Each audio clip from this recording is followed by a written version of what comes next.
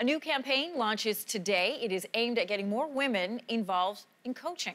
Here in Canada, only 30% of coaches are female, and the She Can Coach campaign hopes to break through some of the barriers that still exist. Joining us in studio this morning is Jodi Gram. She's a basketball coach.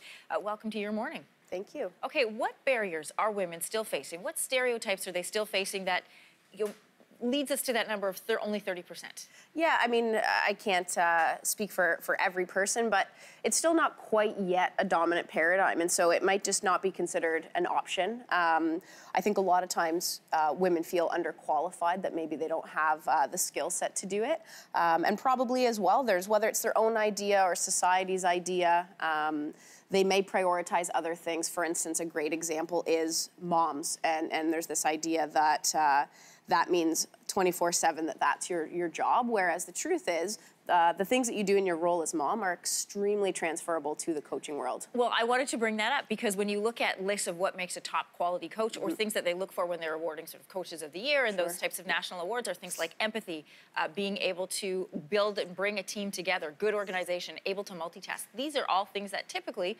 women have a strength in.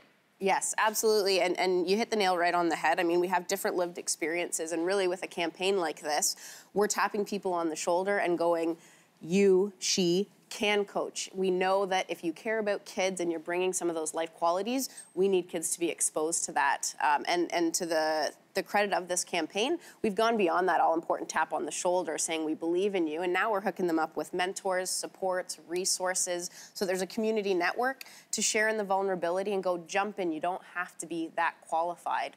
And the truth is, She Can Coach is also about we're pretty good at it. When we look at the higher performance piece as well and people that have earned opportunities, Carly Clark, Lisa Tomaitis, to speak for my sport, are just taking our national program to new heights. And again, with opportunities and access, we're making the most of it, that's for sure. So there's making room for coaches at the table, for the people who are choosing the coaches, but what about the players? Is there any pushback from, let's say, male players to a female coach? Right. Issues of authority. Great.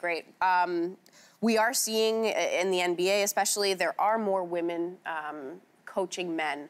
And I think, again, why is that important? Because we know there's role modeled experience that are important. And in terms of pushback, again, if you care about kids and are given the training and have some technical, tactical, there's not going to be pushback because at the end of the day, these are largely volunteer positions and we want people who are invested and have some of those skills that you mentioned before.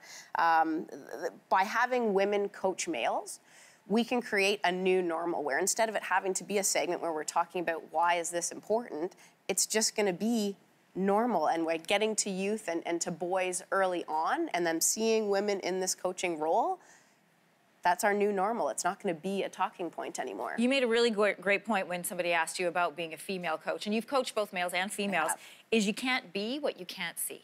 Yes, and I mean, I think that's true of any underrepresented group, but whether we're speaking about young females or women, and again, even in terms of boys and their understanding of what women can be, you have to be in positions in order to even know to strive for it.